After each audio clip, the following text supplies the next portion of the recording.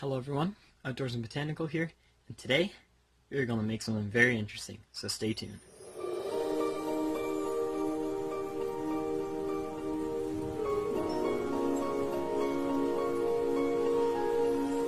Alright guys, so you know that at the expo I bought a tarantula. Yeah, it's pretty cool. So I decided I'm going to make my own little cage, and I watched a couple of videos. I saw some people making them out of Ferrero Rocher containers. So I went out and I got some Ferrero Rochers. I devoured them all because they're really delicious. And now I have the container. So it's going to be vertical for an arboreal tarantula. And we're essentially going to cut it here, attach the bottom on, and make the top door open. So you're going to need Ferrero Rocher container, some epoxy, and silicone for the bottom. I don't have any clear silicone, and white would look messy, so I'm just going to epoxy that on too. You'll also need an acrylic hinge for connecting the two pieces, a marker to mark it, a little thing to mix the epoxy in. You can use paper, cardboard, a little container, anything, just don't expect to reuse it, and a stirring device for the epoxy. I usually use a nail. That's the easiest thing to use. Sometimes they come with stir sticks. I'm going to try using a hacksaw to cut the plastic. And you're going to want a straight edge. So let's get started. So first I'm going to look at this, decide which side I want to be the top. I'm going to make that side the top only because I don't know if you can see, but right there's some scratches, so that's around the perfect spot I want to make the line, so I might as well do that at the bottom, and it eliminates the scratch. So you're going to want to push absolutely everything out of the way, because that's what I'm like, and I leave everything a mess like that. And then you're going to find the spot you want to cut.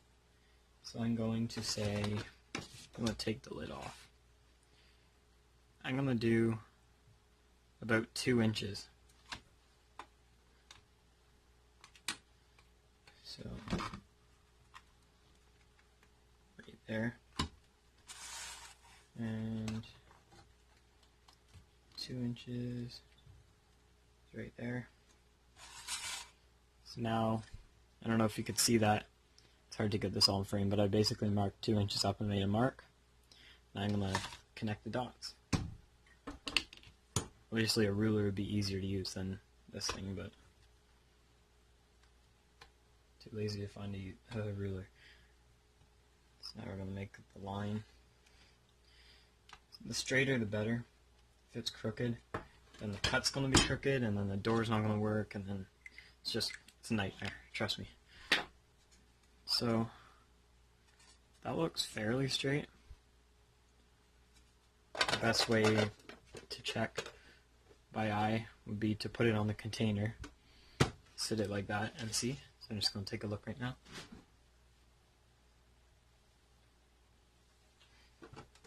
Alright, it looks a little bit crooked. So let's try to fix that. I'll get back to you when I do that. Okay, so it turns out that it was pretty straight. The way I checked, having this right angle ruler actually helps.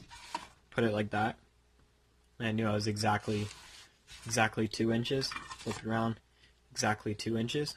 So we're good to go with that. Now let's try cutting this. Not sure how easy this is going to be. A Dremel would definitely be easier. Alright, we managed to cut the lid. Good thing I ended the camera because it took a while, and then I sanded it down. And I think we did alright. It's not super straight, but it's alright. The edges those were hard. Because it curves, it's hard to get that straight, but it still works. Once we put the hinge on, it'll open and close perfectly. So now, what we got to do is glue that on with silicone. But I'm going to use epoxy, which should work fine.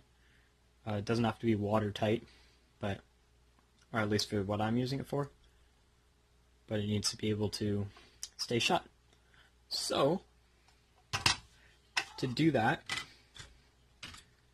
I was just seeing if I need to clean anything off the glass, but I don't.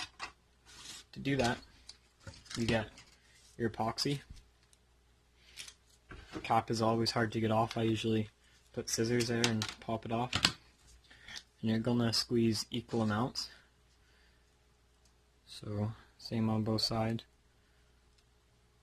of the epoxy.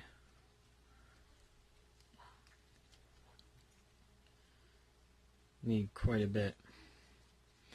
That's a little bit too much, like I don't need that much, but it's easier to pick it up with the whatever you're using to spread it when you have more of it. So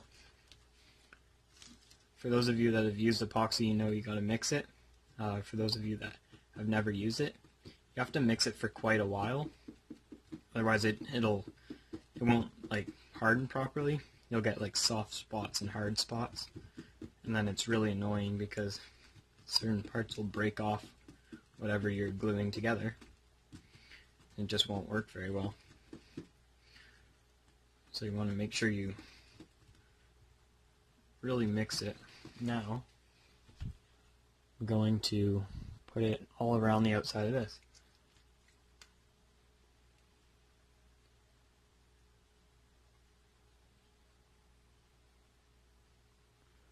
So as you can see, putting it all along the outside.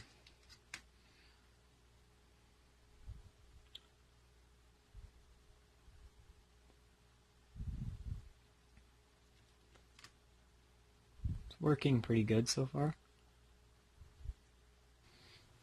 Alright, as you can see, it like went in the crack there all the way around. Now you're going to put it on.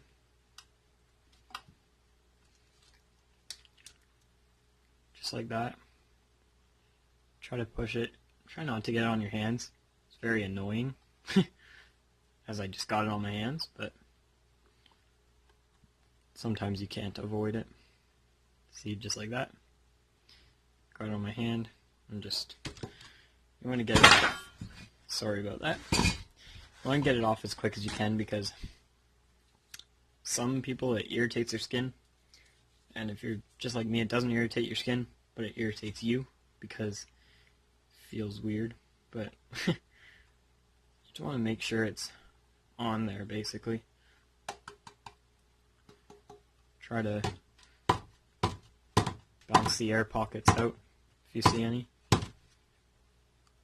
But just like that, should be solid.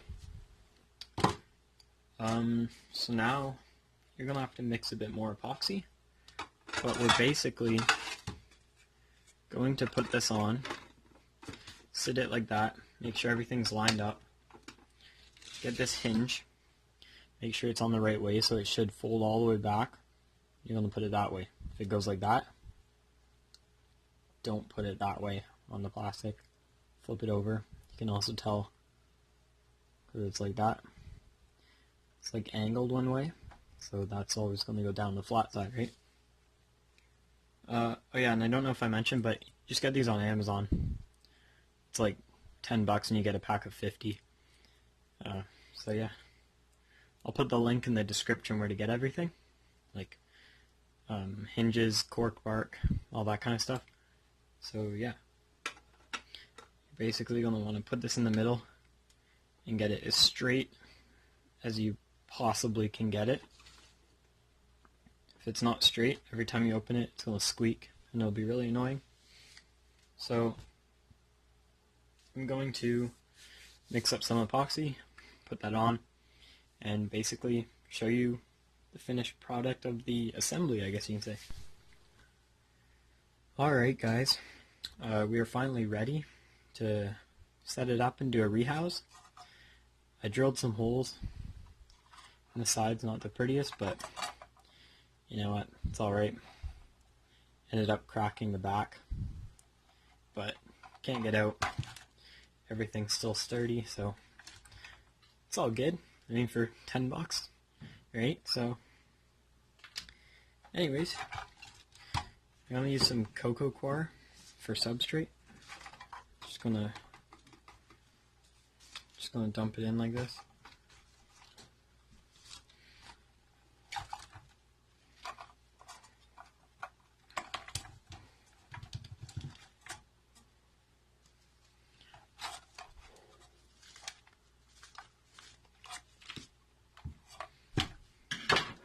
Try to get it under the cork bark.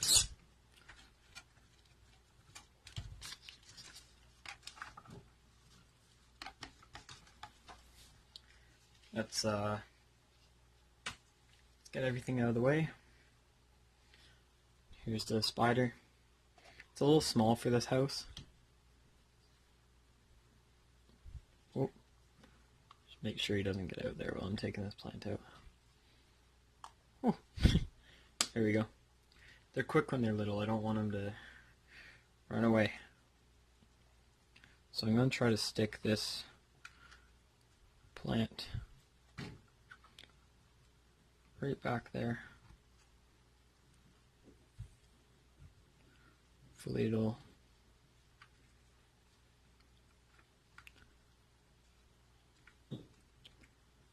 it'll like stay in there. Just like that.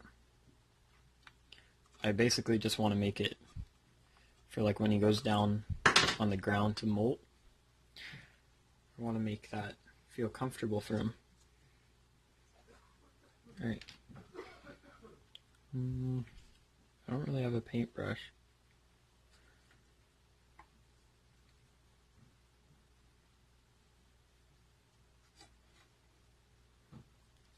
There we go.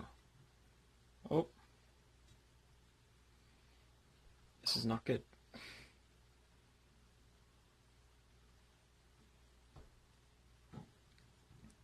No. Okay, I'm gonna try to find a paintbrush. Oh. Okay, I got one here. Alright. Let's try this again with paintbrush.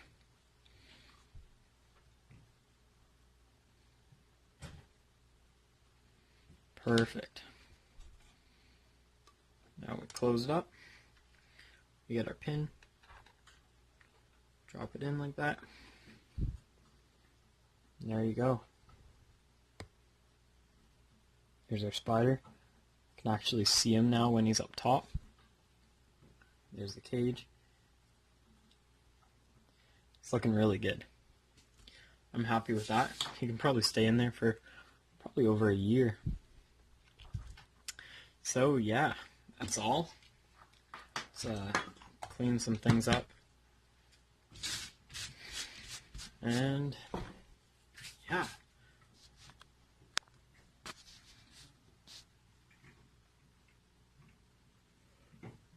There he is. So I hope you enjoyed this. It was pretty fun to do. This is going to be a long video, but it's worth watching. So that's all for now, guys. Thank you for watching. If you haven't already, please subscribe. And as always, stay outdoors, be botanical, keep your hobbies, and I'll see you in the next video.